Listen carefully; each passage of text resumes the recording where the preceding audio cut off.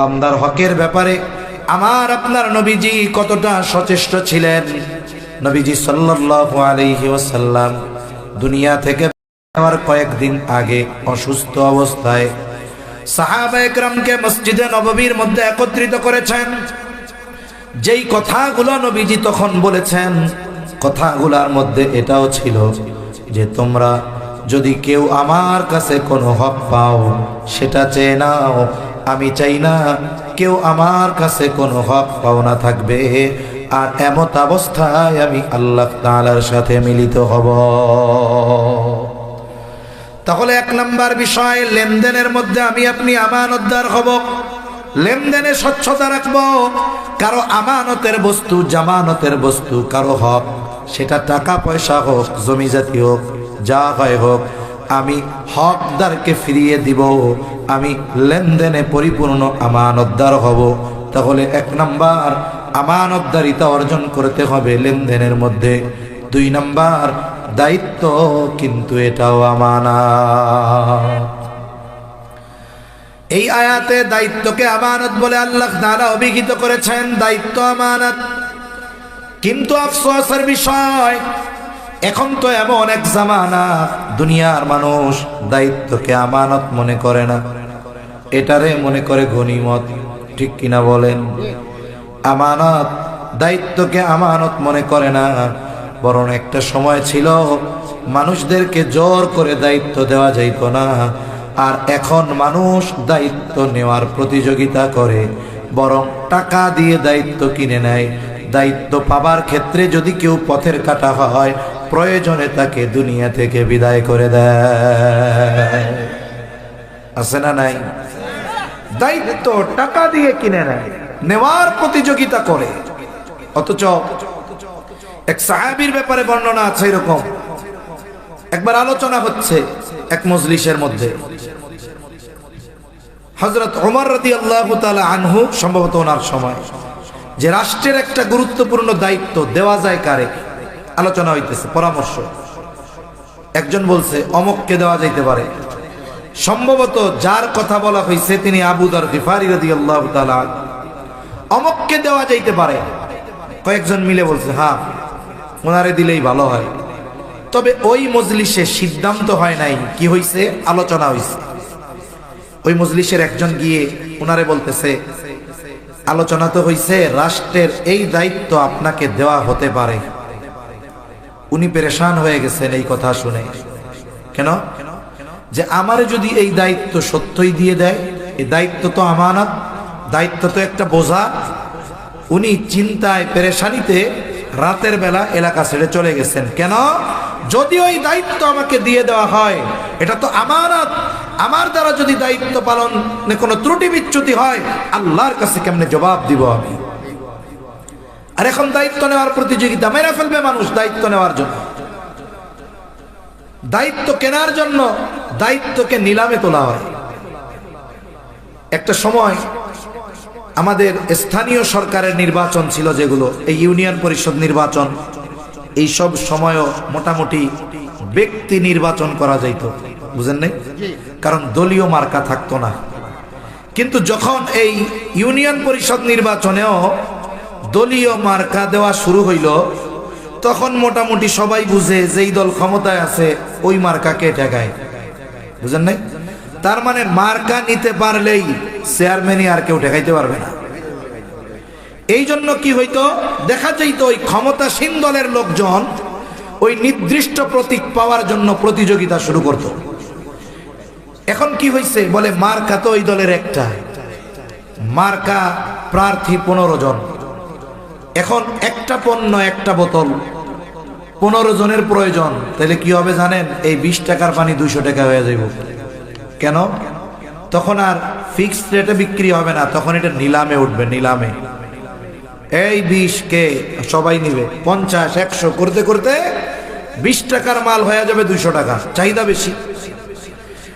এখন মনে করেন যে মার্কা তো নিতেই হবে, এবার কম্পিটিশন চলে। একজন কয় 1 কোটি আমি দিব, আর একজন কইছে আমিও দিব। ও তাইলে 1 কোটির কাস্টমার অনেক। আমাদের অঞ্চলে একজন শুধুমাত্র এই মার্কা পাওয়ার জন্য শুনেছিলাম 3-3.5 কোটি টাকা উপর মহলে দিছিল চেয়ারম্যানই মার্কা পাওয়ার জন্য। 3.5 কোটি টাকা। এখন 3.5 কোটি টাকা আমাদের কাছে নাই, তবে এদেশ থেকে লক্ষ কোটি টাকা পাচার হয়েছে। আমি জানি না কোনো ক্যালকুলেটর কম্পিউটারে এই সংখ্যা বসানো যাবে কিনা, বসাইলে পড়তে পারবো কিনা। লক্ষ লক্ষ কোটি টাকা এদেশ থেকে পাচার হয়েছে। 100 কোটি টাকা দিয়ে যদি একজনকে বসায় দেওয়া হয় যে তোমারে টাইম দেওয়া হইল, এই টাকা গুনতে পারলে তুমি এই টাকার মালিক, ও মইরে যাবে, টাকা গুইনা শেষ করতে পারবে না। এখানে লক্ষ লক্ষ কোটি কোটি টাকা, লক্ষ কোটি টাকা এদেশ থেকে পাচার হয়েছে।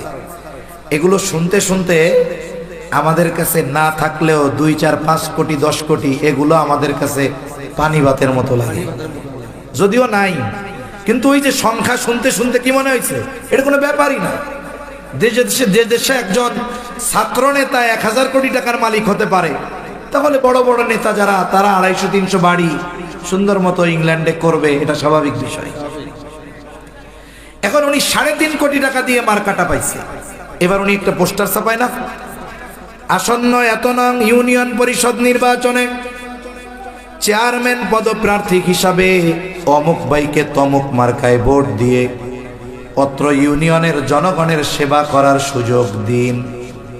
একটু বলেন তো, উনি নির্বাচনে দাঁড়াইছে কেন? উনি বলতেছে আমি দাঁড়িয়েছি জনগণের সেবা করার জন্য। যেই ব্যক্তি 3.5 কোটি টাকা দিয়ে মার্কা কিনতে পারে, ওই ব্যক্তির জনগণের সেবা করার জন্য চেয়ারম্যান হওয়া লাগে না। কিন্তু উনি কেন চেয়ারম্যান হইতে চায়, ওই দায়িত্বের চেয়ারে কেন বসতে চায়? কয় ওই জায়গায় তো মধু আছে হুজুর, ওই জায়গায় তো মধু। এদেশে মেম্বার হইলেও কোটি কোটি টাকার মালিক হয়ে গেছে। করোনার মধ্যে যুক্তরাজ্য বা ইংল্যান্ডের প্রধানমন্ত্রী, ওনার নাম ওই সময় ছিল বরিস জনসন, এখনো অনলাইনে দিলে পাওয়া যাবে, খবরটা আমি পত্রিকায় পড়ছি।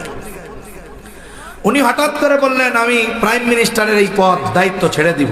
হায় রে, আমাদের দেশে এই চেয়ার টিকায় রাখার জন্য প্রত্যক্ষ ওপেনে মরণঘাতী অস্ত্র ব্যবহারের নির্দেশ দেওয়া হয়, হাজার হাজার তরুণ যুবক কিশোরকে শহীদ করে দেওয়া হয়, রক্তের বন্যা প্রবাহিত করে দেওয়া হয়, চেয়ার ছাড়তে চায় না। আর এই লোক স্বেচ্ছায় চেয়ার ছেড়ে দিবে, কেমন বলো? তা আমি একটু ভেতরে ঢুকলাম খবরে, তা উনি লিখছে আমি একজন ব্যবসায়ী মানুষ, প্রধানমন্ত্রীর দায়িত্ব পালন করতে গিয়ে আমি ব্যবসায় সময় দিতে পারতেছি না।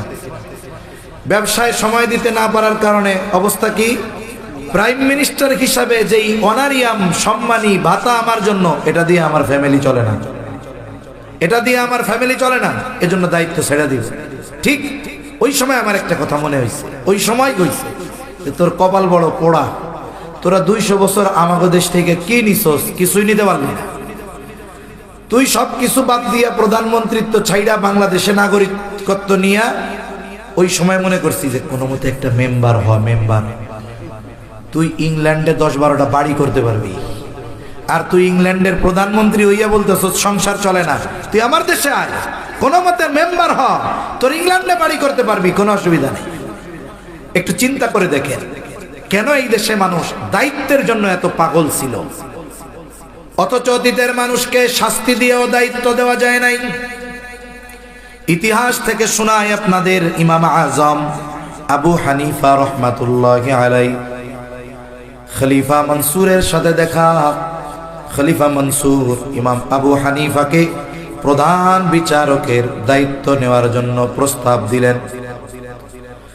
ইমাম আবু হানিফা সকলের সামনেই প্রস্তাব ডিনাই করলেন, প্রস্তাব তিনি ফিরাইয়া দিলেন, অপারগতা প্রকাশ করলেন যে না, এই দায়িত্ব আমি নিতে পারবো না। খলিফার ইগোতে লাগছে, আত্মমর্যাদায় লেগেছে।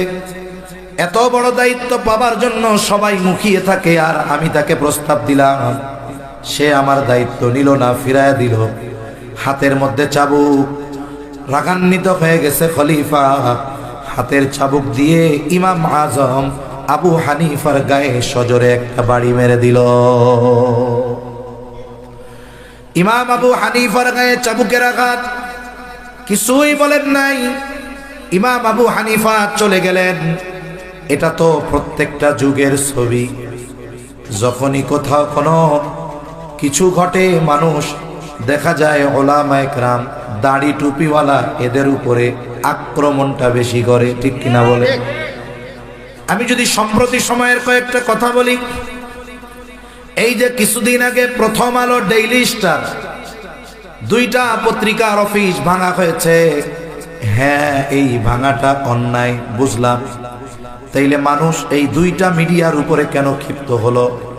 এর কারণ হলো বিগত সময়গুলোতে এই দেশের যত ক্ষতি, ইসলামপন্থীদের উপরে যত জুলুম, অত্যাচার, গুম, হত্যা আর নিপীড়ন, এসব কিছুর বৈধতা দেওয়ার পেছনে এই দুইটা পত্রিকা দায়ী।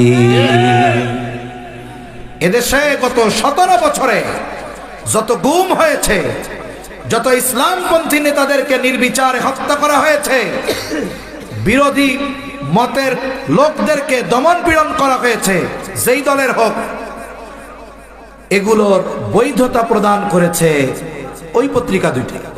এটা বড় অপরাধ না? তার মানে স্বৈর শাসক এই স্বৈরতন্ত্রের লংজিভিটি বা দীর্ঘস্থায়িত্বের কারণে ওরা দায়ী। সেজন্য উচিত ছিল আন্তর্জাতিক আদালতে শুধু বিগত ফ্যাসিস্টদের বিচার নয়, এই দুইটা পত্রিকার বিচার করা দরকার ছিল।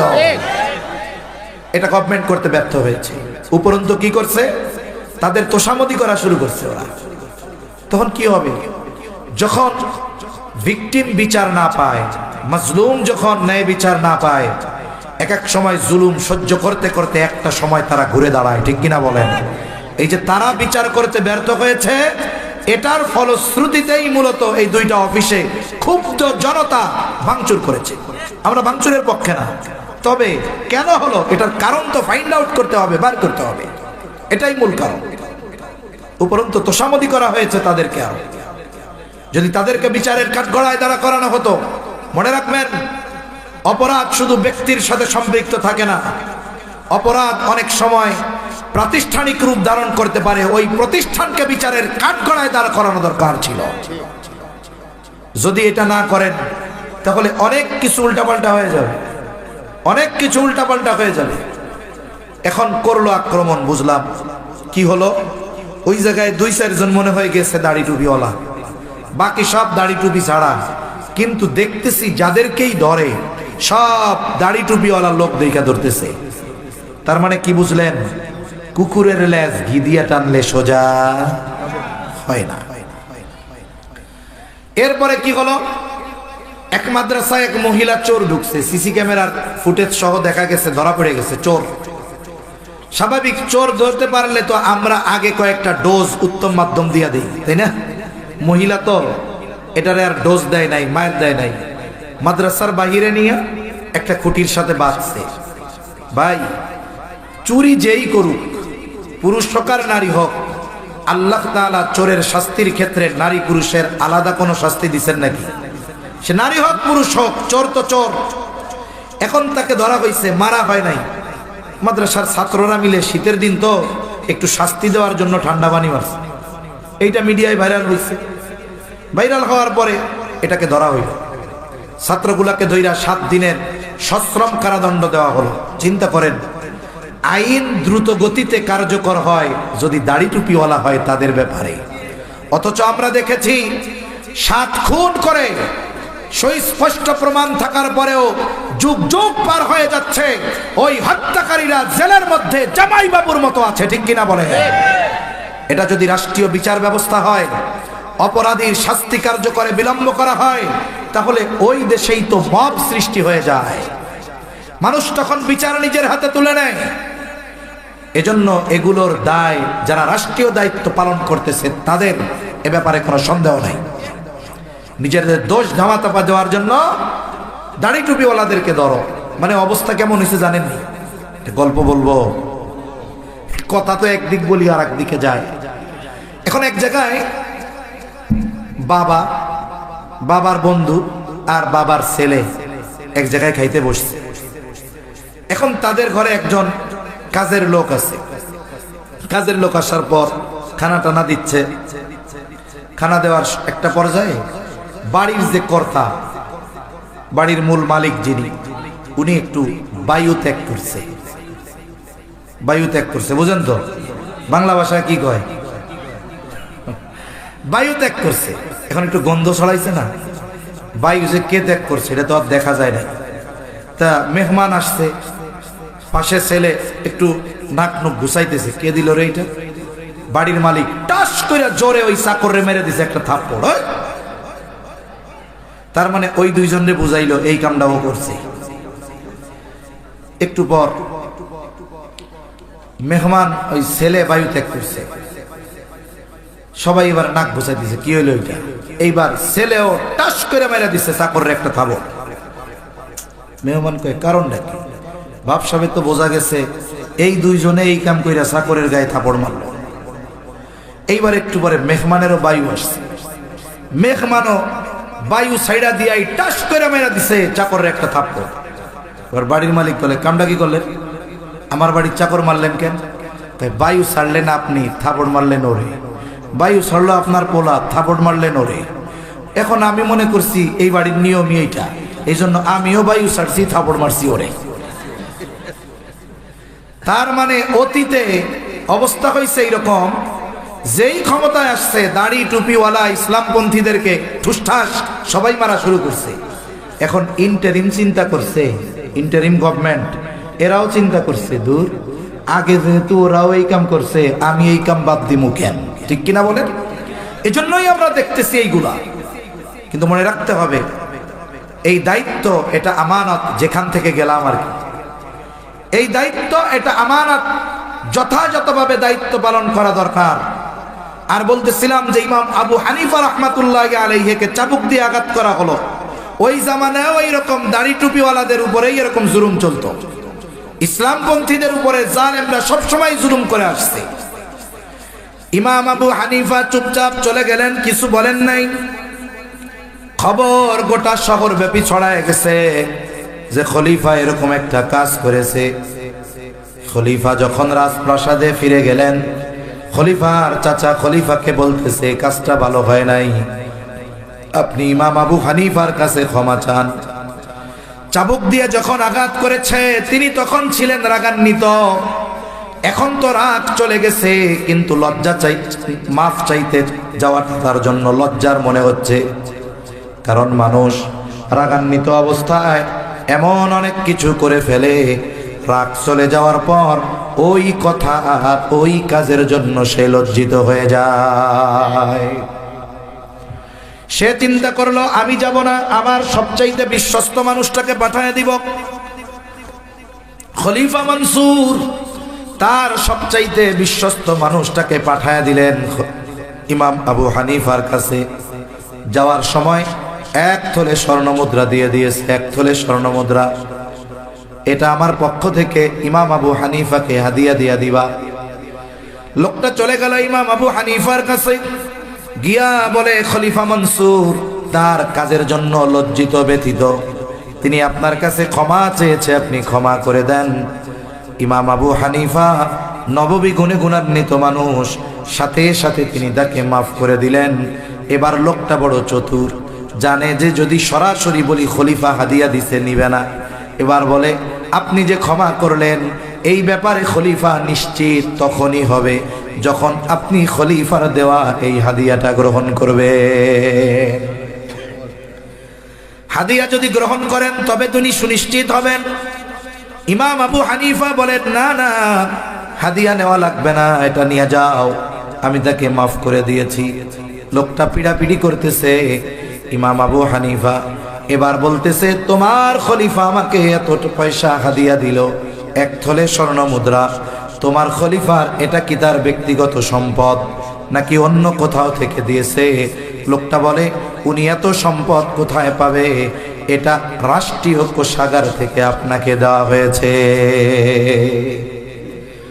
বলেন তো রাষ্ট্রীয় কোষাগার, রাষ্ট্রের যেই সম্পদ, এই সম্পদের মালিক কি প্রধান উপদেষ্টা নাকি? এই দায়িত্ব পালনের জন্য তার একটা অনারিয়াম আছে, সম্মানী আছে, কাজের সুবিধার জন্য অনেক ফ্যাসিলিটিস আছে, যেই অনারিয়াম তার জন্য নির্ধারণ করা হয়েছে।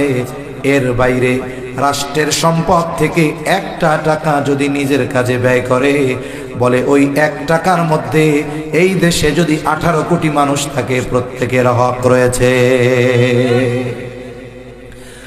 ইমাম আবু হানিফা বললেন, এটা ফিরায় নিয়ে যাও।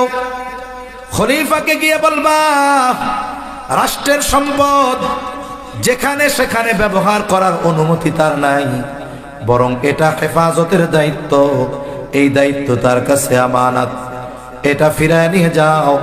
এই দায়িত্ব পালনের জন্য তাকে যেই সম্মানী দেওয়া হয় তার থেকে 1টি টাকা বেশি রাষ্ট্রীয় সম্পদ থেকে গ্রহণ করার অনুমতি তার জন্য নাই। ফিরায় নিয়ে যাও, এটা হেফাজতের দায়িত্ব তার। যাকে খুশি তাকে এই সম্পদ দিয়ে দেওয়ার অধিকার ইসলাম তাকে দেয় নাই। আমাদের দেশে কি হয়, যা হয় তা তো বলাই যায়, অহেতুক কাজে কোটি কোটি টাকা ব্যয় হয়। আমরা বুঝলাম মানুষের ত্যাগ অবদান স্মরণীয় করে রাখার জন্য অনেক কিছু আছে, কিন্তু আমরা কি দেখি, স্মৃতি স্তম্ভ বানাতে গিয়ে কোটি কোটি টাকা ব্যয় করা হয়, অথচ খোদ রাজধানীর বুকে হাজারো মানুষ শীতের রাত কম্বলবিহীন লুঙ্গিটাকে গায়ে দিয়ে অতিবাহিত করে। কি হবে আমার ওই মিনার দিয়ে, কচু ছাতা দিয়ে? যদি আমার দেশের মানুষ গরিব থাকে, মানুষ যদি অভুক্ত থাকে, বস্ত্রহীন থাকে, কি হবে ওই অপচয় খরচ করে? কোনো লাভ আছে? কোনো লাভ নাই। ইমাম আবু হানিফা লোকটাকে ফিরায় দিল, লোকটা চলে গেল। খলিফার কাছে গিয়ে বলতেছে, খলিফাতুল মুসলিমিন, ইমাম আবু হানিফা আপনার হাদিয়া তো নেয় নাই, উল্টা আপনারে খেয়ানতকারী কইছে। কিছু মানুষ আছে ছোট্ট বিষয়কে মিথ্যার প্রলেপ দিয়ে এটাকে বড় করে তুলে। খলিফা প্রচন্ড রাগান্বিত হয়ে গেলেন, নির্দেশ দিলেন বাহিনীকে, যাও, কত বড় স্পর্ধা, আমাকে খেয়ানতকারী বলে, ওকে ধরো, আটক করো, জেলখানার মধ্যে বইরা রাখো। জেলখানার মধ্যে বলে রাখা হলো। ঐতিহাসিকেরা বলে ইমাম আবু হানিফাকে প্রতিদিন চাবুক দিয়ে আঘাত করা হতো, আর বলা হতো তুমি যদি প্রধান বিচারকের দায়িত্ব নাও তোমাকে ছেড়ে দেওয়া হবে। ইমাম আবু হানিফা চাবুকের আঘাতে জর্জরিত, প্রধান বিচারকের দায়িত্ব গ্রহণ করেন নাই। ঐতিহাসিকদের থেকে 2টা বর্ণনা পাওয়া যায়। একটা হলো যখন তিনি তার অবস্থার উপরে অনড় অটল খাবারের সাথে বিষ প্রয়োগ করে ওনাকে শহীদ করে দেওয়া হলো। আর এক বর্ণনা, উনি যখন প্রচন্ড অসুস্থ, ওনাকে ছেড়ে দেওয়া হলো, তবে গৃহবন্দী করে ফেলা হলো। ওই অবস্থাতেই একটা সময় তিনি দুনিয়া থেকে বিদায় নেন। ওনার শাগরেদরা জিজ্ঞাসা করলো, উস্তাদ, যেই দায়িত্ব গ্রহণের জন্য আপনার উপরে এত জুলুম, এত অত্যাচার, ওই সময় যদি গোটা দুনিয়াতে প্রধান বিচারকের দায়িত্ব নেওয়ার জন্য যোগ্যতা সম্পন্ন একজন ব্যক্তি থাকতো, ওই ব্যক্তি হতেন ইমাম আবু হানিফা রহমাতুল্লাহি আলাইহি। আপনি এত জুলুম অত্যাচার সহ্য করলেন, এরপরেও আপনি কেন প্রধান বিচারকের দায়িত্ব নিলেন না, অথচ সব যোগ্যতা আল্লাহ আপনাকে দিয়েছেন? ইমাম আবু হানিফা বলেন, শোনো, যেই দায়িত্ব আমি নেই নাই, ওই দায়িত্বের ব্যাপারে কিয়ামতের দিন আল্লাহ আমাকে জিজ্ঞাসা করবে না। আর যদি আমি দায়িত্ব গ্রহণ করি, আমার দ্বারা কিংবা যারা আমার অধীনস্থ আছে তাদের দ্বারা যদি দায়িত্বের কোনো খেয়ানত হয়, কিয়ামতের দিন আল্লাহর সামনে জবাবদিহিতার কাঠগড়ায় দাঁড়ানো লাগবে। আবু দাউদের বর্ণনা, নবীজি বলেন, তোমাদের কাউকে যখন কোনো সরকারি দায়িত্ব দেওয়া হয়, কেউ যদি ওই দায়িত্ব পালনে সুদ পরিমাণ খেয়ানত করে, সুদ পরিমাণ, বলেন তো একটা সুসের দাম কয় লাখ টাকা? 50 পয়সা? আচ্ছা, কিন্তু যদি এইটা ওই সরকারি লোকরা আগে কিন্তু এটার দাম 50,000 হয়ে যেত। এদেশে বালি 70,000 টাকা দাম। ওরে বাবা! এক জায়গায় দেখলাম একটা ঘর ভাঙবে, একেবারে নড়বড়ে ঘর, ছোট্ট একটা ঘর, উপরে টিন মিন কিচ্ছু নাই। এই ঘর ভাঙতে নাকি 25 লাখ টাকা বিল হবে। চিন্তা করে দেখছেন কি অবস্থা।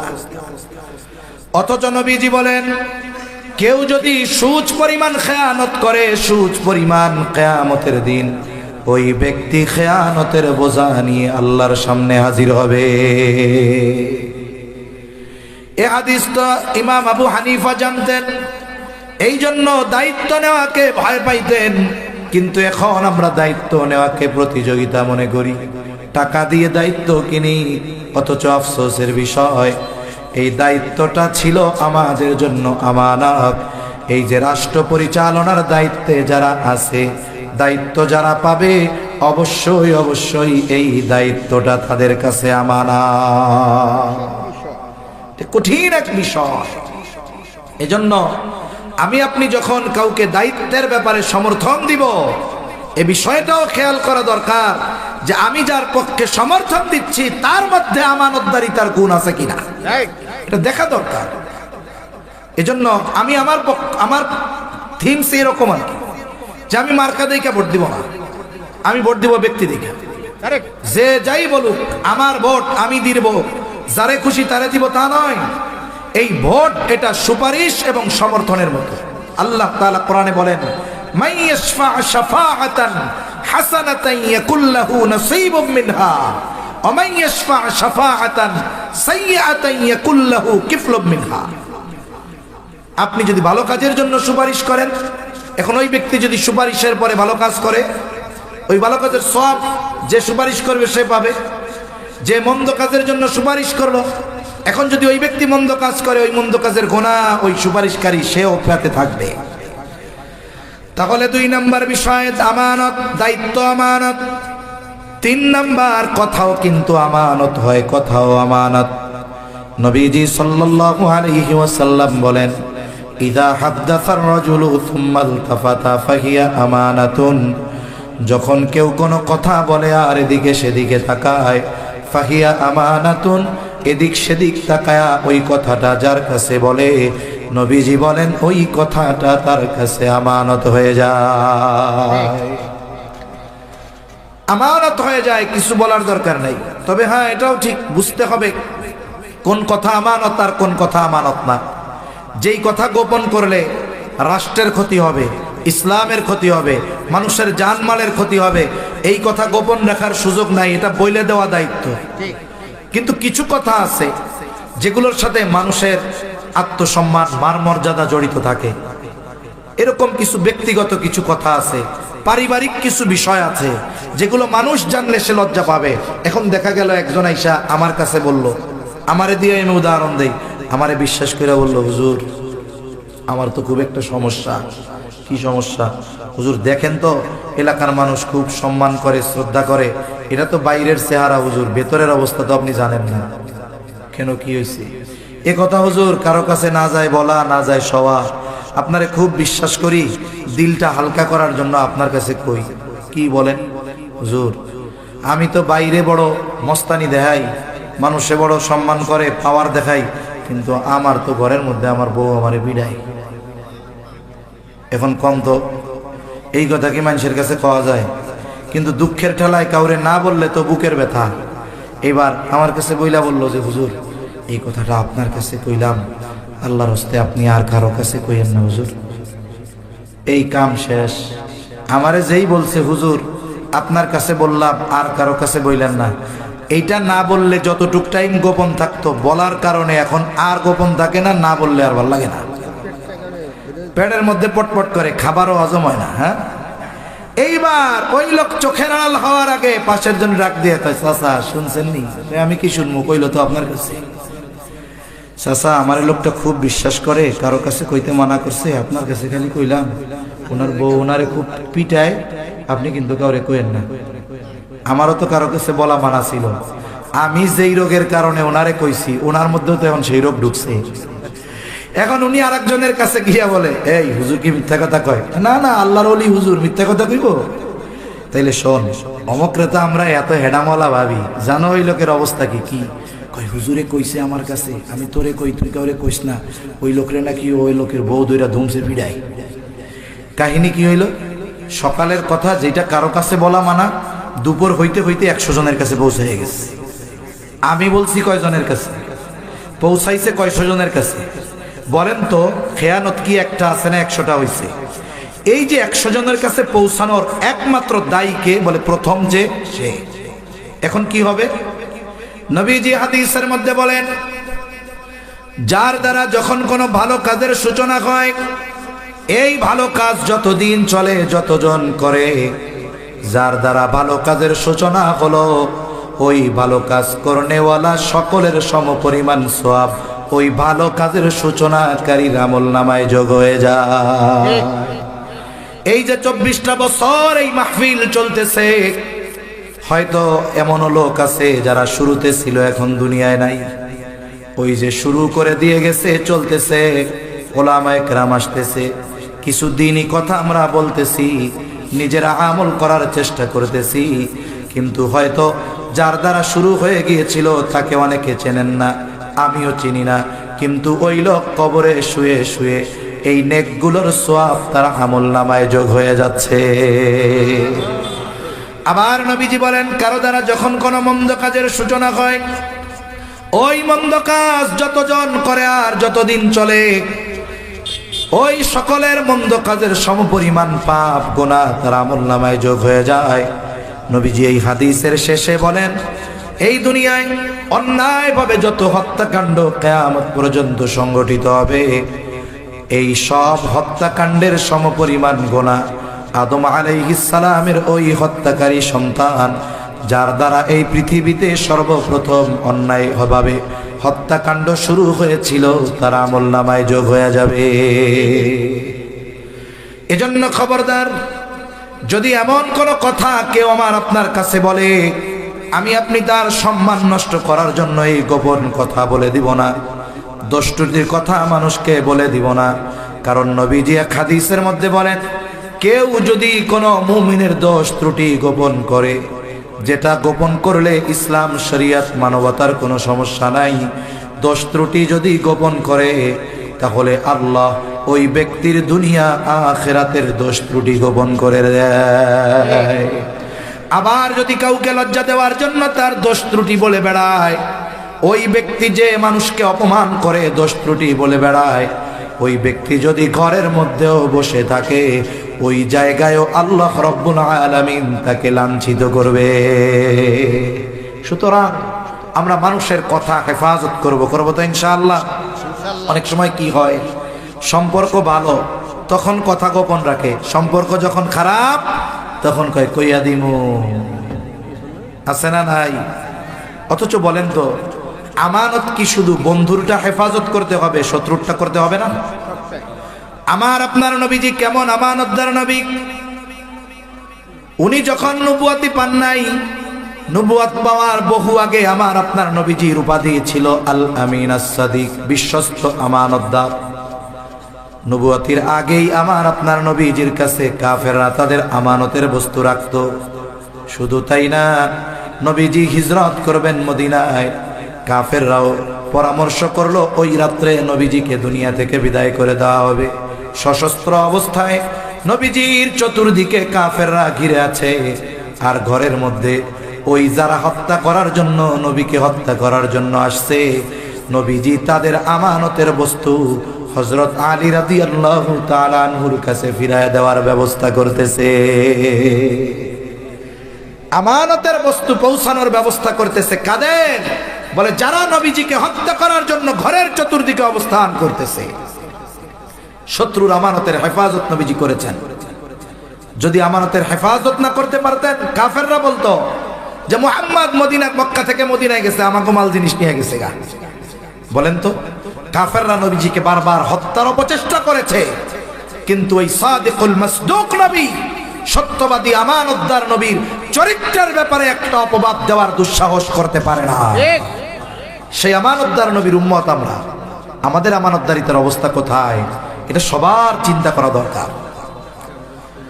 4 নাম্বার, জানমাল আমার আপনার কাছে আমানত।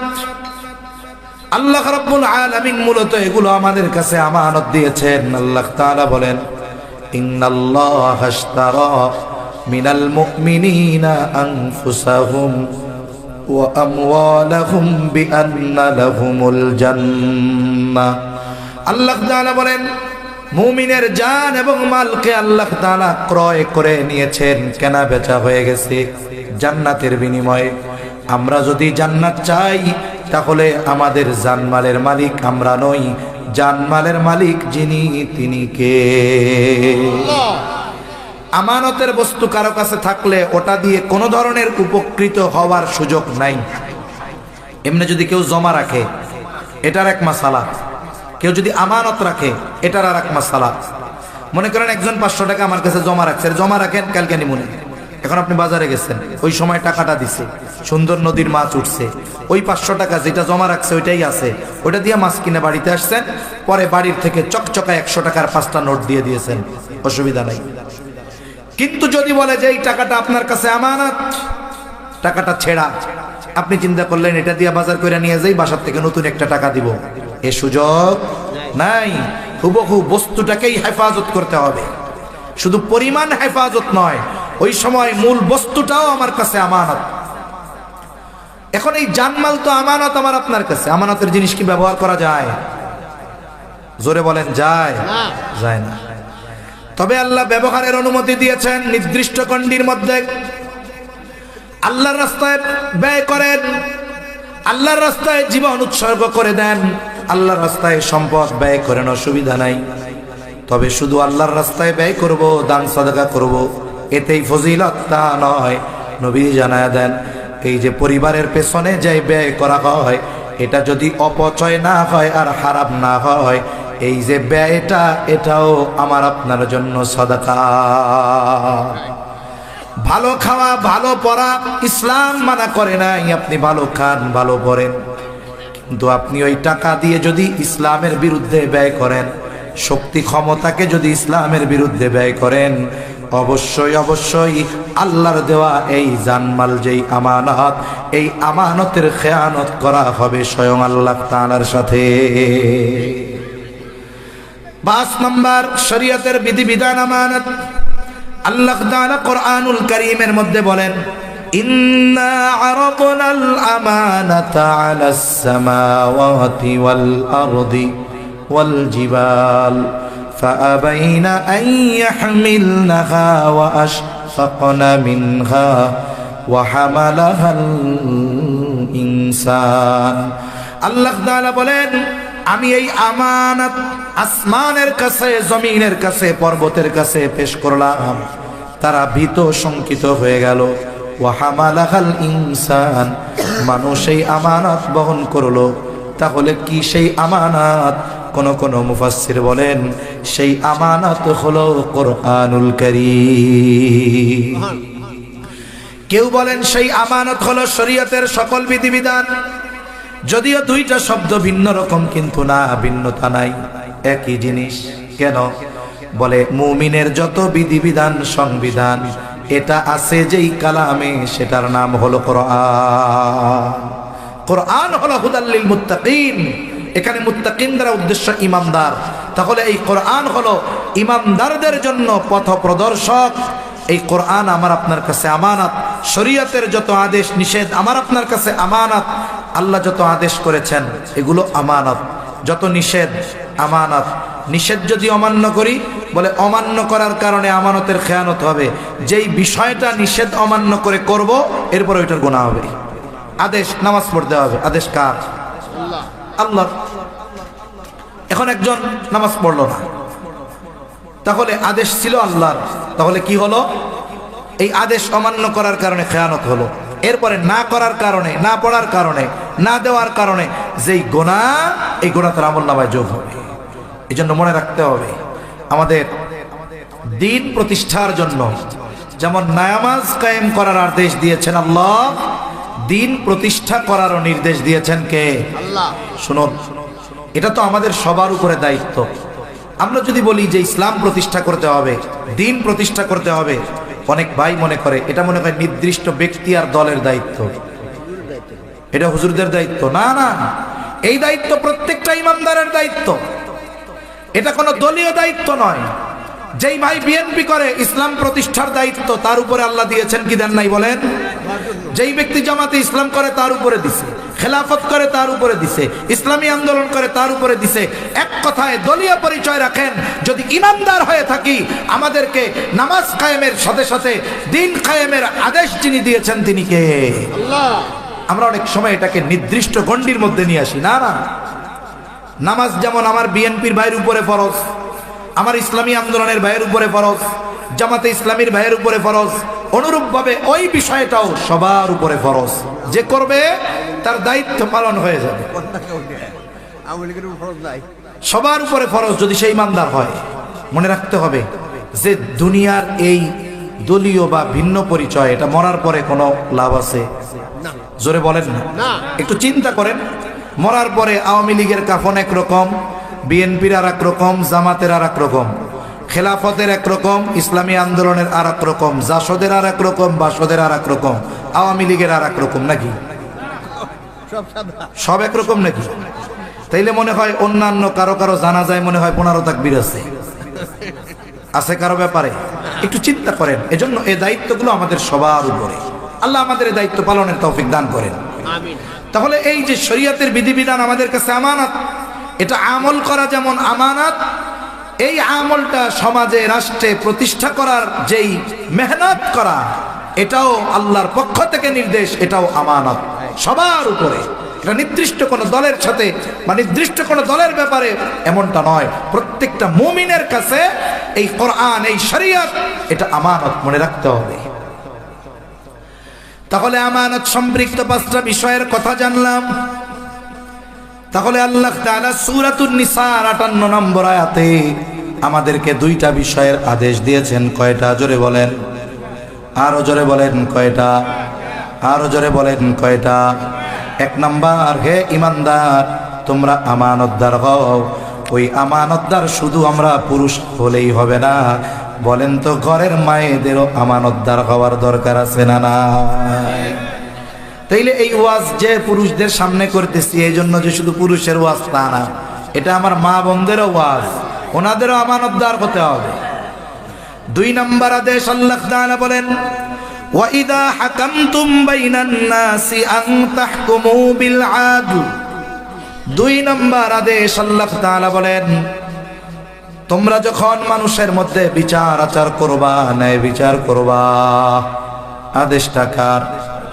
আপনি বলতে পারেন, হুজুর আমি তো বসে আছি এই গোবিন্দাসী ইউনিয়নের এক প্রান্তে, এখন কি এই জায়গায় আমি আবার বিচারক হব কেমনে? অনেক সময় মানুষ জীবনের কোনো না কোনো সময় বিচারকের ভূমিকায় উত্তীর্ণ হয়।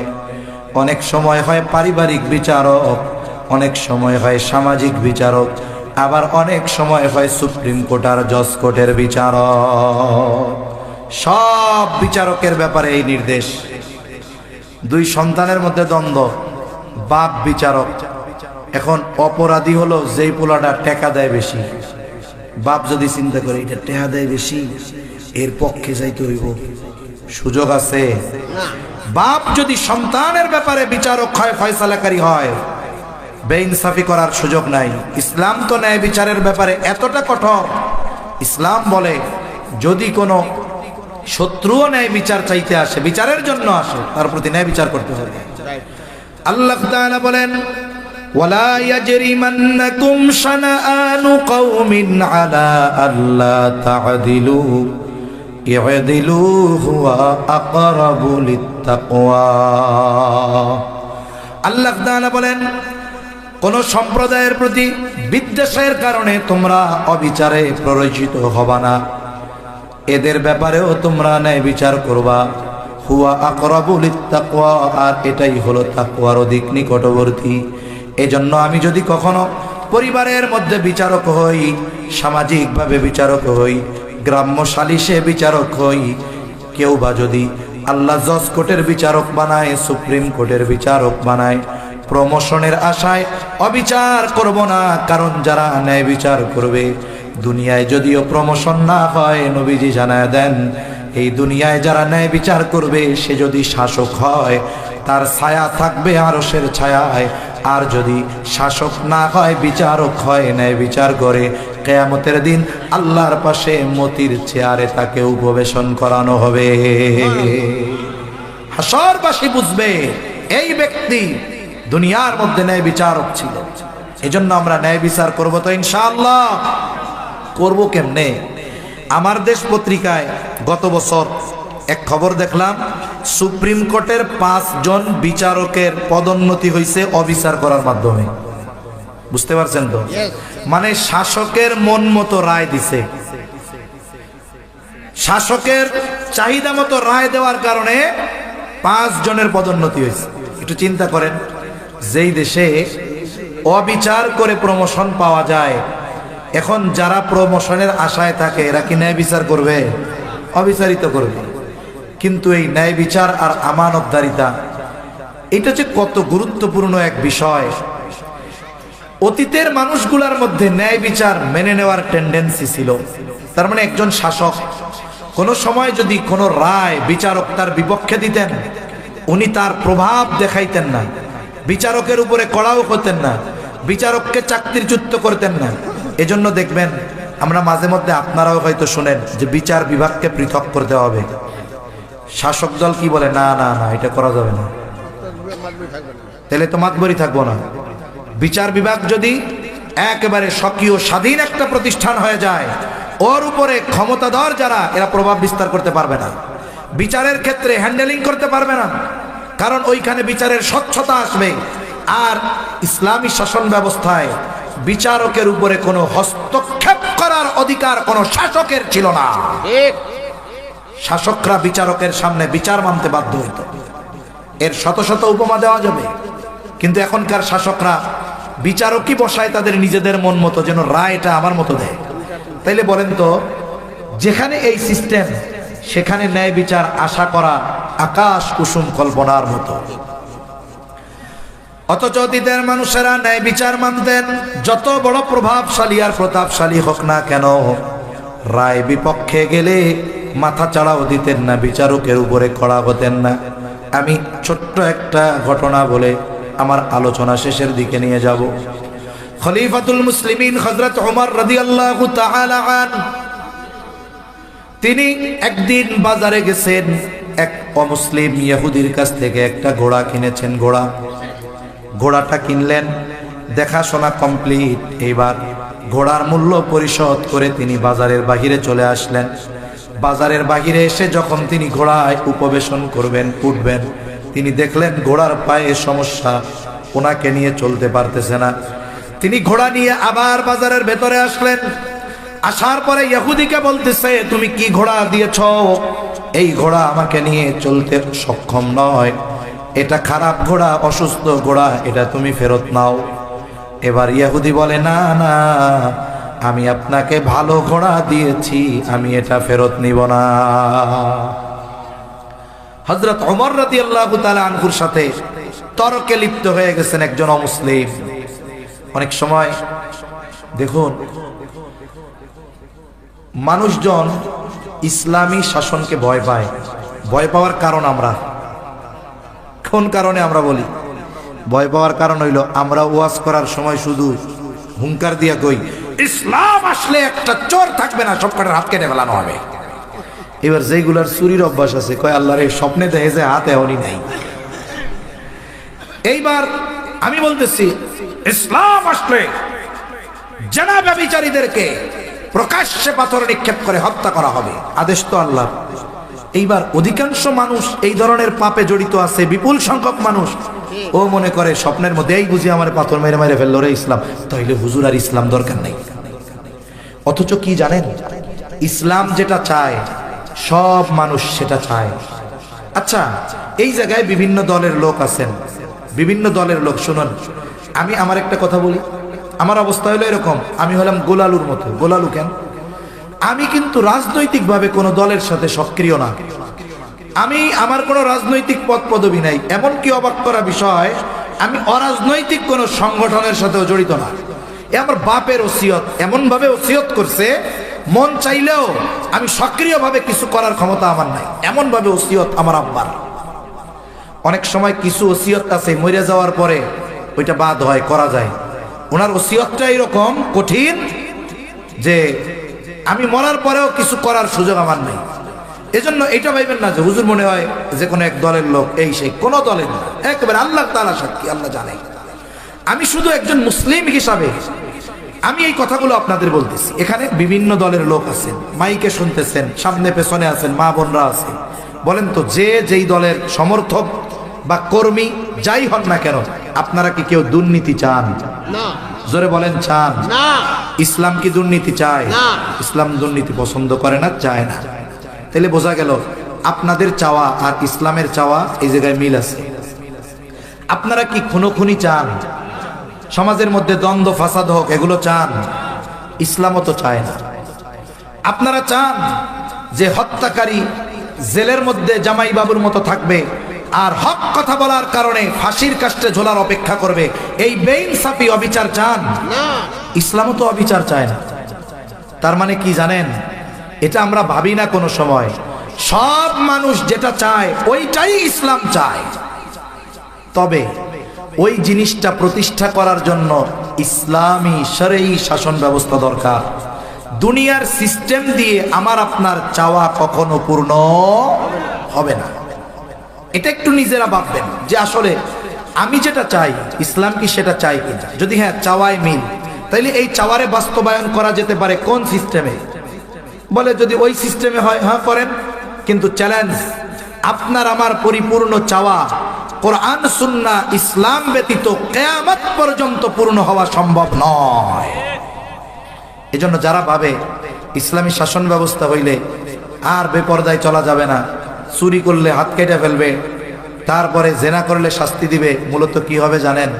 যদি কোথাও ইসলাম প্রতিষ্ঠা হয় দেখবেন চুরি করার লোকই আপনি খুঁজে পাবেন না, মানুষ জেনা ব্যভিচারী করবে না, মানুষ বেপরদাই চলবে না। এখন যদি চুরি করে না করে, মানুষের যদি অভাব না থাকে, মানুষ চুরি করবে? জোরে বলেন, চুরি করবে? একবার গেছি মধুপুর, এই বড় বড় আনারস হয়ে রয়েছে, রাতের বেলা যাচ্ছি ফিরতেছি, এখন ওই লোককে কইলাম, ভাই এগুলো চুরি করে নাকি? হুজুর কেউ চুরি করবে না। কেন করবে না? বলে এলাকায় সবাই আছে, সবাই জানে যে চাইলেই 4-5টা দিয়ে দিব, তাই চুরি করার দরকার কি, চাইলেই যেহেতু পাইতেছি। তখন পরিবেশ পরিস্থিতি এমন হবে যে মানুষ জেনার দিকে এমনিই যাবে না, মানুষ চুরির দিকে এমনিই যাবে না, প্রয়োজনই হবে না। এই জন্য ইসলাম যেটা চায় এটা মানুষেরও চাওয়া, কিন্তু এই চাওয়াটা প্রতিষ্ঠা করা দুনিয়ার সিস্টেমে কতটুকু সম্ভব হবে এটা কম বেশি আপনারা সবাই জানেন। তো সম্মানিত উপস্থিতি, হযরত ওমর রাদিয়াল্লাহু তাআলা আনহু খলিফাতুল মুসলিমিন, তার সাথে তর্ক করতেছে একজন ইহুদি অমুসলিম। একটু চিন্তা করেন তো, যদি এই রাষ্ট্রের রাষ্ট্রপ্রধানের সাথে কেউ যদি একটু তর্ক করে, ওর হাড্ডি গুড্ডি খুঁজে পাওয়া যাবে? জোরে বলেন, পাওয়া যাবে? তা আমি একজনের গত সময় বলছিলাম যে এক লোক স্বপ্নে দেখছে। এখন স্বপ্নে মানুষ অনেক কিছু দেখতে পারে। মনে করেন আমি আজকে রাত্রে স্বপ্নে দেখলাম যে আমি আমেরিকার প্রেসিডেন্ট। বলেন তো, এই স্বপ্ন দেখে যদি আপনাদের কাছে কিছু বলি যে ভাই আমি তো স্বপ্নে দেখছি আমেরিকার প্রেসিডেন্ট, আপনি কইবেন হুজুর আপনি সারা পৃথিবীর প্রেসিডেন্টও হইতে পারেন স্বপ্নে, ওইটা কোনো ব্যাপার না, ঠিক কিনা? কিন্তু আমি যদি কালকে রাজধানীর বুকে গিয়ে এই দাবি করি আজকে থেকে আমি বাংলাদেশের প্রধান উপদেষ্টা, ঘরে আর ফেরত দেওয়ার সুযোগ নেই, ঠিক কিনা বলেন? তা একটা সময়ের অবস্থা ছিল এইরকম যে একজন স্বপ্নে দেখছে যে সে বাংলাদেশের প্রধানমন্ত্রী হয়েছে। এখন এই স্বপ্ন দেখে সে থানায় গেছে। থানায় গিয়া ওসিরে বলতেছে, ওসি সাহেব আমি তো একটা স্বপ্নে দেখে ফেলছি। ওসি কয় স্বপ্ন তো মানুষ দেখতেই পারে, এটা কিন্তু গল্প কইতেছি, কোরআন হাদিস না। আবার স্বপ্ন মানুষ দেখতেই পারে, তবে স্বপ্নটা কি দেখছি শুনবেন না? কি স্বপ্ন? কয় ভাই আমি তো স্বপ্ন দেখছি যে প্রধানমন্ত্রীর পতন হয়ে গেছে, আমি প্রধানমন্ত্রী হয়ে গেছি। এটা কি স্বপ্নে দেখা কোনো কঠিন বিষয় নাকি? এখন ও সি লাঠিটা নিয়ে পাছায় পিটায় আর কয় স্বপ্ন দেখলি অন্য কিছু দেখতে পারলি না তুই? এই ছিল মানুষের স্বাধীনতা, যে স্বপ্ন দেখার আগেও ভাবা লাগতো যে আল্লাহ ওই রকম স্বপ্ন দেয়াইও না। যদি প্রশাসন জানে, ক্ষমতাধর ব্যক্তিরা জানে, তাহলে জাম থাকবে না। অথচ অর্ধ জাহানের শাসক খলিফাতুল মুসলিমিনের সাথে তর্ক করতেছে একজন ইহুদি। এই যে তর্কের স্বাধীনতা, কথা বলার স্বাধীনতা, ইনসাফ, ন্যায় বিচার, এটা ইসলাম ছাড়া অন্য কোনো জীবন দর্শন দিতে পারে না, কিয়ামত পর্যন্ত পারবে না।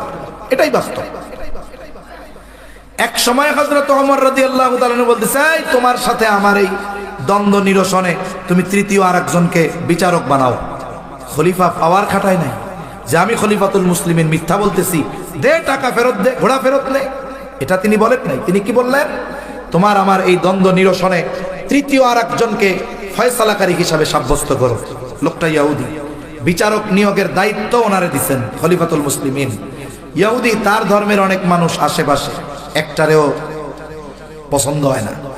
একটু পর দেখে এক আল্লাহর বান্দা, তার নাম হলো শুরাই, ইতিহাসের ঐতিহাসিক এক বিচারক কাজী শুরাই। উনি তখন সাধারণ পাবলিক, বাজারে গেছে কেনা কিছু কিনতে, বলে খলিফাতুল মুসলিমিন, আপনার আর আমার মধ্যে এই দ্বন্দ্ব নিরসন করবে বা ফয়সালা দিবে শুরাই। হ্যাঁ, ফয়সালা দিবে। এবার শুরাইকে বলা হলো, আমাদের দুইজনের মধ্যে এই সমস্যা একটু সমাধান করে দাও। বিচারক যিনি, তার জন্য আল্লাহ রসুলের অনেক নির্দেশনার একটি নির্দেশনা। নবীজি বলেন, তোমরা যখন কেউ বিচার করবা, বাদী বিবাদী উভয়ের স্টেটমেন্ট, বয়ান, কথা সমগুরুত্ব দিয়ে শুনবা। কিন্তু আমরা কি দেখি, বাদী যদি হুজুর হয় তাইলে তার কথা শোনা হয় না, বিবাদী যদি হুজুর হয় তাকে কথা বলার সুযোগ দেওয়া হয় না, বিচারকের কান পর্যন্ত আওয়াজ পৌঁছাইতে দেওয়া হয় না। অথচ বিচারকের জন্য কি নির্দেশনা, বাদী বিবাদী উভয়ের কথা সমগুরুত্ব দিয়ে শুনবে। এই স্টেটমেন্টের আলোকে এরপরে সে বিচার কাজ শুরু করবে, এরপরে সে ন্যায় বিচারের ফয়সালা দিবে, কোনো পক্ষপাতিত্ব করবে না।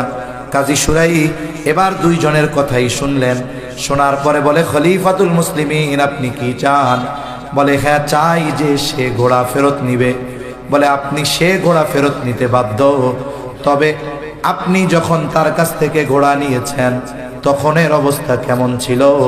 এইবার হযরত ওমর রাদিয়াল্লাহু তাআলা আনহু বলেন, যখন টাকা পরিশোধ করে ঘোড়া বুঝে নিয়েছি, বাজারের বাহিরে গিয়েছি, এরপরে ঘোড়ার সমস্যা ধরা দিয়েছে। এখানে মাসালা আছে।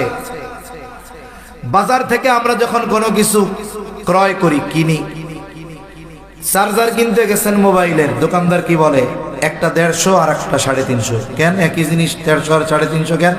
150 টাকারটা এই যে চেক করে দিলাম, চার্জ হয়, কয় হয়, টাকা দেন, নিলাম, এই যে আপনারে দিলাম, টাকা নিলাম, দিলাম, এখন দেন, চার্জ হয় না, কয় ফেরত নিতে পারব না। এটা হলো শাটার গ্যারান্টি, মানে সাথে সাথেই শেষ। আর একটা কি, এই যে 350 টাকা দিয়ে কিনবেন, 6 মাসের ওয়ারেন্টি গ্যারান্টি ধরেন, নিয়ে যান, যদি ভাঙ্গা না ফেলেন, পানিতে না ফানান, আগুনে না পোড়ান, যদি 15 বার নষ্ট হয় 15 বার পাল্টাই দিন, কোনো অসুবিধা নেই। এই যে ব্যবসায় যে শর্ত, ওয়ারেন্টি, গ্যারান্টি, এগুলো ইসলাম থেকে মানুষ শিখছে। ইসলামে কেনা বেচা এরকম কিছু শর্ত আছে। যদি ওমর রাদিয়াল্লাহু তাআলা আনহু বেচা কেনার মজলিসের মধ্যে থাকতেন, তার মানে ওই সময় বাজারটাকে বেচা কেনার মজলিস ধরা হবে। এখন পণ্য কিনছেন, সাধারণ বেচা কেনা, কোনো শর্ত নাই, টাকা দিচ্ছেন, পণ্য নিছেন, বাজারের বাইরে যান নাই, পণ্যে সমস্যা ধরা দিছে, বলে এই পণ্য ফেরত নিতে বিক্রেতা বাধ্য, টাকা ফেরত দিতে বাধ্য। কিন্তু সমস্যা ধরা পড়ছে বাজারের মধ্যে না বাইরে, তাহলে বোঝা গেল এটা সাধারণ বেচা কেনা। এখন বেচা কেনার মজলিসের বাইরে চলে গেছেন, মাসালা ভিন্ন। এরপরে কি, কোনো ওয়ারেন্টি নেওয়া হয় নাই যে হ্যাঁ পণ্য নিলাম, 10 দিনের মধ্যে সমস্যা দিলে ফেরত নিতে হবে, এরকমও কোনো শর্ত নাই। এখন হযরত ওমর রাদিয়াল্লাহু তাআলা আনহু বলেন, যখন নিছি তখন তো ঠিক, ধরা পড়ছে বাজারের বাইরে গিয়া। এবার শুরাই বলতেছে, খলিফাতুল মুসলিমিন, সে ঘোড়া ফেরত নিতে বাধ্য, তবে আপনি যেমনটা তার থেকে বুঝে নিয়েছেন তেমনটাই ফেরত দিতে হবে। বলেন তো, রায় যে হলো, রায় খলিফার পক্ষে না বিপক্ষে? খলিফার বিপক্ষে রায় চলে গেছে, আপনাদেরও ঘুম আসতেছে। 2-3 জন কইছেন ঘুমায় না, বাকিটি তো ঘুমাইয়েই রয়েছে। তাকবীর দেন, নারায়ে তাকবীর, আরো জোরে নারায়ে তাকবীর, মাশাআল্লাহ। আর অল্প সময়, বেশি সময় কষ্ট দিব না, কথা শেষ। নবীজি সাল্লাল্লাহু আলাইহি ওয়াসাল্লামের সাহাবী হযরত ওমর রাদিয়াল্লাহু তাআলা, বিচার তো খলিফার বিপক্ষে গেছে। আমাদের দেশে একজন বিচারক ছিল, এসকে সিনহা। এসকে সিনহার হাত কত দূর এটা আপনারা কল্পনাও করতে পারবেন না। কেউ কেউ বলে মোসাদের এজেন্ট, রয়ের এজেন্ট তো আছে, মোসাদেরও এজেন্ট। এত বড় প্রভাব প্রতাপশালী ব্যক্তি এসকে সিনহা। মোটামুটি চিন্তা করছিল বিগত সরকারের একটু বেকায়দায় ফেলায় দিতে। ভাব বরাদ্দ যেই বুঝছে, টুস করে টোকা দিয়ে আমেরিকা পাঠায় দিছে। খলিফাতুল মুসলিমিন, অর্ধজাহানের শাসক, তার বিরুদ্ধে রায় গেছে, উনি ওই সময় চুপ হয়ে গেছে। একটু পরেই বলতেছে, হ্যাঁ সুরাই, এটাই ন্যায় বিচার। বিচারক ন্যায় বিচার করলো, রায় গেল খলিফার বিপক্ষে। খলিফার বিপক্ষে রায় যাওয়ার কারণে তার উপরে কোনো প্রেসার আসে নাই, আশপাশ থেকে কোনো চামচা আইসা হুমকি ধামকিও দেয় নাই। হযরত ওমর তাকে ওই সময় বলতেছেন, হ্যাঁ সুরাই, এটাই ন্যায় বিচার। আর ন্যায় বিচারের পুরস্কার কি? হযরত ওমর বলেন, সুরাই, আজই চলে যাও তুমি কুফায়, কুফার প্রধান বিচারকের পদ শূন্য। আজকে থেকে আমি তোমাকে নিয়োগ দিয়ে দিলাম, তুমি আজকে থেকে কুফার প্রধান বিচারক। ওই যে অবিচার কইরা প্রমোশন পাইছে বলছি না, কেন? ন্যায় বিচার করলে জীবন চলে যায়, তা জান বাঁচাইয়া অবিচার কইরা প্রমোশনটা তো পাই। কিন্তু সোনালী অতীত ইসলাম আমাদেরকে ন্যায় বিচার শিখিয়েছে এবং ন্যায় বিচার মেনে নেওয়ার টেন্ডেন্সি শিখিয়েছে যে বিচারক বিচার করবে, রায় যদি খলিফাতুল মুসলিমিনের বিপক্ষে যায়, প্রেসিডেন্টের বিপক্ষে যায়, প্রধানমন্ত্রীর বিপক্ষে যায়, সে রায় মেনে নিতে বাধ্য। ঠিক কিনা বলেন? ইসলামী ন্যায় বিচার শিখিয়েছে। কিন্তু আফসোস, রাষ্ট্রীয়ভাবে এই ন্যায় বিচার তো নাই, পরিবারের মধ্যেও অবিচার ভরা। এখন আমরা কি করব? কিছু জিনিসের শুরু তো শুরু থেকেই করতে হবে। আসুন আমি আমানতদার হই, আমরা যদি 10 জন আমানতদার হই, প্রত্যেকেই যদি বলি আমি আমানতদার হব, 10 জন মিলে আমরা আমানতদার হয়ে যাব, আমি ন্যায় বিচারক হব, ন্যায় পরায়ণ হব। যদি আমরা সবাই এই প্রতিজ্ঞা করি, তাহলে এক সময় আমরা সবাই ন্যায় পরায়ণ হয়ে যাব ইনশাআল্লাহ। আমানতদার ন্যায় পরায়ণ হব তো ইনশাআল্লাহ। প্রত্যেকটা জায়গায়, প্রত্যেকটা দায়িত্বে আমানতদারিতা আর ন্যায় পরায়ণতাকে বজায় রাখবো। এই দুইটা গুণ আল্লাহ তাআলা বলার পরে বলতেছেন, একটু খেয়াল করেন।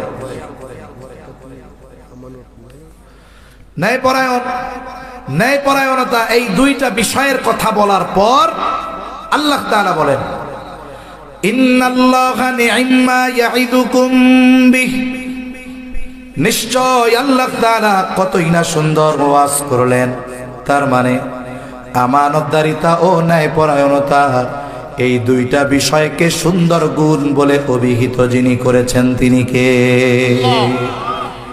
চেহারার সৌন্দর্য নষ্ট হয়ে যায়, কিন্তু কেউ যদি এই গুণগুলো অর্জন করার দ্বারা চারিত্রিক সৌন্দর্য অর্জন করতে পারে, বৃদ্ধ হয়ে যাবে, চুল পেকে পড়ে যাবে, চোখ অন্ধ হয়ে যাবে, চামড়া ঘুষায়া যাবে, তবু তার চারিত্রিক সৌন্দর্য নষ্ট হবে না। এজন্য ইমাম শাফিঈ রাহমাতুল্লাহি আলাইহি বলেন, এই দুইটা গুণ যদি কোনো ব্যক্তি অর্জন করে, ব্যক্তি সুন্দর। কার ভাষায়? জোরে বলেন, আল্লাহর ভাষায়। এই দুইটা গুণ যদি কোনো সম্প্রদায় অর্জন করে, তারা সুন্দর, সৌভাগ্যবান। কোনো জাতি যদি অর্জন করতে পারে, তাহলে তারা সৌভাগ্যবান। এজন্য আল্লাহ বলেন, তিনি কতই না সুন্দর ওয়াজ তোমাদের করলেন। এরপরে আল্লাহ তাআলা কেমন যেন বলেন, বান্দা, এত সুন্দর দুইটা গুণ অর্জনের নির্দেশ দিলাম, ওয়াজ করলাম, এখন এই ওয়াজের উপরে আমল করো কি করো না? এই ওয়াজ দুইটা নিয়ে কি আলোচনা সমালোচনা করো? আমি আল্লাহ শুনি আর দেখি। আল্লাহ বলেন, ইন্নাল্লাহা কানা সামিআন বাসীরা। নিশ্চয়ই আল্লাহ তাআলা সর্বশ্রোতা, সর্বদ্রষ্টা। আমরা আমল করলে দেখবেন কে? আল্লাহ। আল্লাহর নামে তো জোরে কইছেন। আমরা যদি আমল করি দেখবেন কে?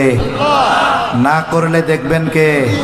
যদি আলোচনা সমালোচনা করি, হুজুরে নিয়ে এটা এটা এটা কইছে, বলেন তো, আমি না শুনলেও শুনবেন কে? দেখবেন কে? আল্লাহ দেখবেন, আল্লাহ দেখবেন, আল্লাহ শুনবেন। আর এই দুই গুণ অর্জনের মাধ্যমে মানুষ সৌভাগ্যবান হয়, চারিত্রিক সৌন্দর্য তার অর্জিত হয়, হোক সে নারী, হোক সে পুরুষ। এরপরেও মা বোনদের জন্য কিছু কথা। আমার অনেক মা বোনেরা আছেন, মা বোনদের জন্য তো জান্নাত সহজ। মা বোনদের জন্য জান্নাত কি? সহজ। এক হাদিসের মধ্যে নবীজি বলেন, ইদা সাল্লাতিল মারাতু খামসাহা ওয়া সামাত শাহরাহা ওয়া আহসানাত ফারজাহা ওয়া আতাআত বা'লাহা দাখালাত মিন আইয়া আবওয়াবিল জান্নাতি শাআত। নারীর ঈমান ঠিক আছে, এরপরে কি করবে? 5 ওয়াক্ত নামাজ যথাযথভাবে আদায় করবে। এই যে রমজান মাস আসতেছে, যথাযথভাবে রোজা রাখবে। যথাযথভাবে রোজা মানে কি? রোজা রেখে গল্প গুজব, গীবত, পরনিন্দা, মিথ্যা এইসব করা যাবে না। যথাযথভাবে রোজা রাখবে, সতীত্বের হেফাজত করবে। বিবাহের পরে দ্বীনি বিষয়ে স্বামীর ইতাআত করবে, আনুগত্য করবে, নবীজি বলেন ওই নারী জান্নাতের যেই দরজা খুশি সেই দরজা দিয়ে জান্নাতে প্রবেশ করবে। সুবহানাল্লাহ। সম্মানিত উপস্থিতি, এই যে আমরা 2 দিনব্যাপী কথাগুলো শুনলাম, আগে কি শুনছেন জানি না, আমি 2টা বিষয়কে সামনে রেখে কথা বলছি। আমানতদারিতা, ন্যায়পরায়ণতা। আমার যোগ্যতা নাই, কিন্তু চেষ্টা করেছি। আপনারা কি ন্যায়পরায়ণতা আর আমানতদারিতার গুরুত্ব বুঝতে পেরেছেন? বলেন তো, এই 2টা গুণ প্রত্যেকটা মুমিনের মধ্যে থাকার দরকার আছে না নাই? তাহলে আমরাও আল্লাহর কাছে দোয়া করি, আল্লাহ আমাদের প্রত্যেককে পরিপূর্ণ আমানতদার, ন্যায়পরায়ণ হওয়ার তৌফিক দান করেন। সকলে বলি আমিন। সাথে সাথে সর্বশেষ কথা, আমার কথা শেষ। এই যে যুবক ভাইয়েরা আয়োজন করছে, এলাকাবাসী আয়োজন করছে, যুবকদের মধ্যে খুব উচ্ছ্বাস, আনন্দ। এরপরেও প্রচন্ড শীত, আবার সাথে সাথে বাতাস ছাড়তেছে। আমি তো চিন্তা করতেছি সোফায় বসছি আরাম, এরপরেও এই চাদর বারবার টানতেছি, হাঁটু ঠান্ডা হয়ে যাচ্ছে। এরপরেও মুরব্বী বাবারা বৈশা আছেন। এই মাহফিল চলতেছে 24টা বছর ধরে। আমরা যদি 1-2টা কথাও প্রতিদিন স্মরণ করি, মনে রাখি, আমাদের জ্ঞান ভাণ্ডারে অনেক কিছু জমা হয়ে যাবে। তা এই ধরনের আয়োজনগুলোর কারণেই এদেশে যদি ইসলামের বিপক্ষে কেউ কিছু বলে, আলেম থেকে নিয়ে সাধারণ মানুষ দলমত নির্বিশেষে সাথে সাথে ফুসলে উঠে প্রতিবাদ করে। ঠিক কিনা বলেন? এগুলোর অনেক কারণ। এই কারণগুলোর মধ্যে একটি কারণ যে এই ধরনের ওপেন মজলিসে দ্বীনি আলোচনা করার সুযোগ থাকার কারণে। এজন্য এই আয়োজনগুলো সব সময় চলুক, হোক, এটা আমরা চাই কি চাই না? গতানুগতিক কোনো কালেকশন কিছু না, আমি পারিও না। শুধুমাত্র দোয়ার আগে অনেকে দিতে চান, ওনারাই বলছে, অনেকে স্বতঃস্ফূর্তভাবে দেয় এবং অনেকে আগ্রহের সাথে দেয়। এখন আপনাদের কাছে আমাদের এই যুবক ভাইরা একটু ব্যাগ নিয়ে যাবে, একেবারে কেউ খালি যাবেন না। আশা করি এই জায়গায় আপনার কাছে না থাকলেও আপনার পরিচিত কেউ থাকবে, আপনি তার কাছ থেকে নিয়ে হলেও অল্প কিছু হলেও এদের সাথে শরিক থাকেন। পকেট থেকে ছোট নোটটা বের করেন না, চেষ্টা করেন বড়টা বের করার। আর যদি 1000 টাকার নোট থাকে, বড়টা দরকার নাই, মাঝারিটা দিলে হবে। এবং সবার কাছে যান, সবাই দেন, অল্প যা আছে যে যা পারেন সবাই দেন, সহযোগিতা করেন। মা বোনদের ওই জায়গায় যাদের দায়িত্ব দেওয়া আছে, আপনারা তাদের কাছে সুন্দরভাবে একটু পৌঁছায়া দেন, সহযোগী হন, একটু